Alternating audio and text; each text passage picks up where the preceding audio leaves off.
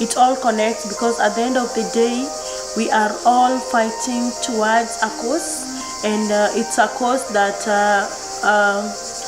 is fighting also towards the human dignity.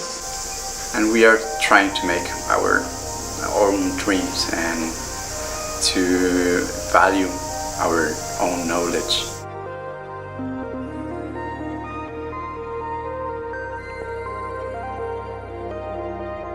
And as we all know that there's great injustice in the world, and the suffering and trauma that's experienced by people, by animals, plants, the land, the sea, the atmosphere is heavy.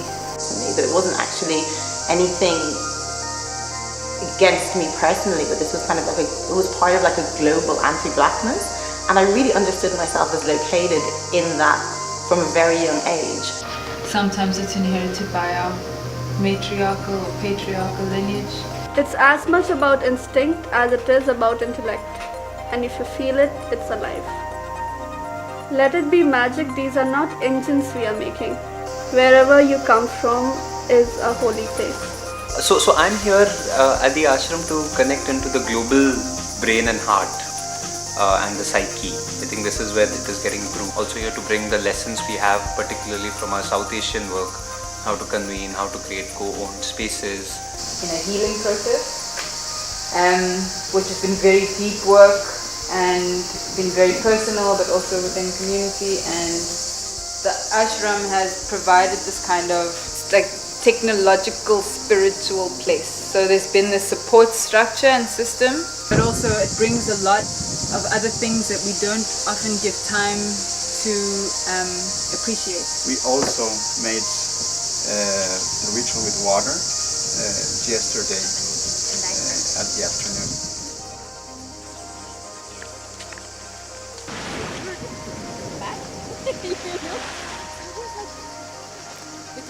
We share everything.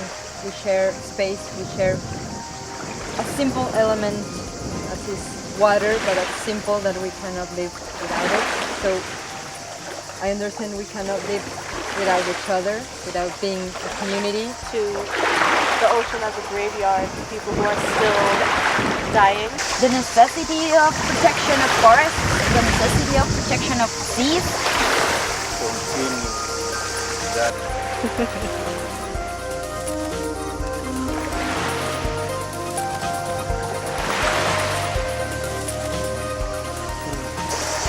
We are one ashram. Wow. We're one ashram. We are trying to share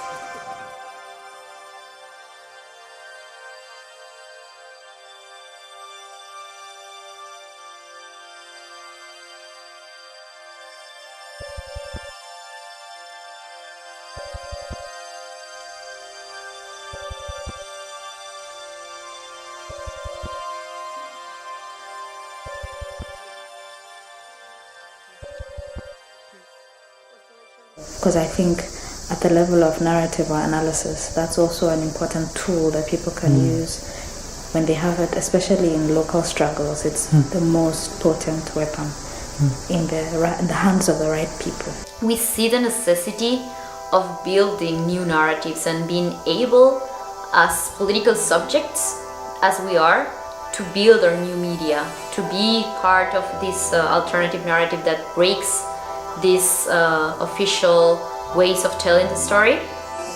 Which means in English, the organized people is a giant that smash who is oppressing it.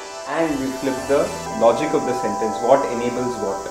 So these are 4 flips then, which create this. The first one is saying there's something wrong, but we don't know who did it, we don't know what it's a part of, it's extracted from any system or process. Send what you try to do, just move it. It's okay.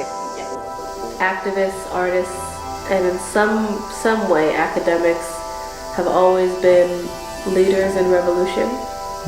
And so being in a space where a lot of the imagery and music and messaging of the revolution is created, which is activist artists who are oppressed, is important for any network that that has an aim of taking down a capitalist system.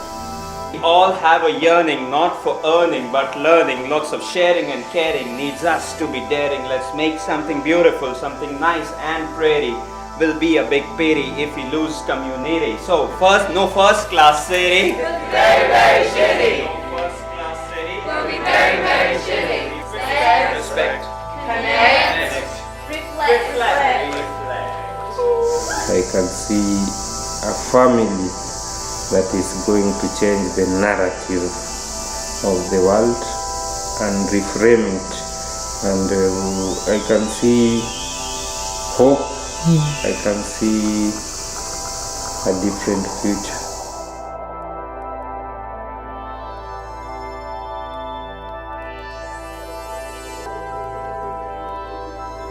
The night we found some of our stars on a forest horizon, we cried for the lost ones. We stayed up, determined. We won't let sleep lull us into dying. We ushered in the dawn and breathed in mortality, like only the young can do. We had been consoled on many nights that tomorrow is a new day. That day had arrived many times. I don't know what the word is actually. I haven't figured out the words for the feelings that I have, but so much more ready to do whatever it is I have to do after this.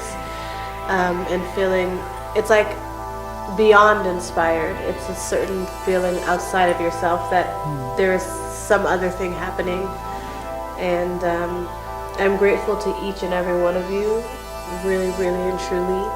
And I look forward to building things together. Yet its light had escaped us. This time we did not wait for the night to pass. We let it pass through us. We had taken care to remember. That's how the light gets in. We are not only going to work for ourselves, but also for the community that we left behind, and that this is going to be a space that will also be open for even other people from the other communities. When dawn broke, we were there to hold it, to break its fall.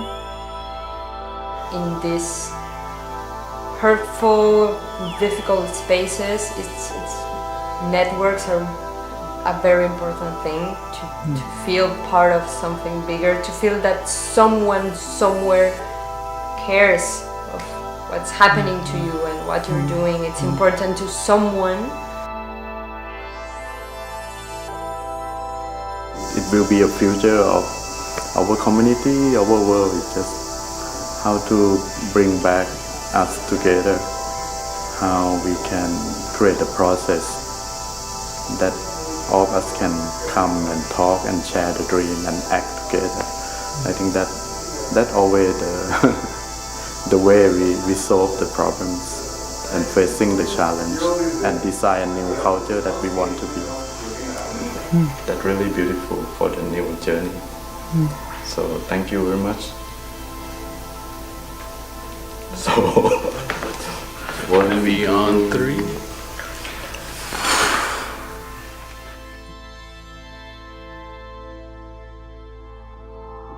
When the sun came up, we looked it in the eye, but believed it was sunrise, only after we had seen it dancing in each other's eyes, because pulling it out of the clouds had been teamwork. We remembered movements and stayed still, because for once we did not want change.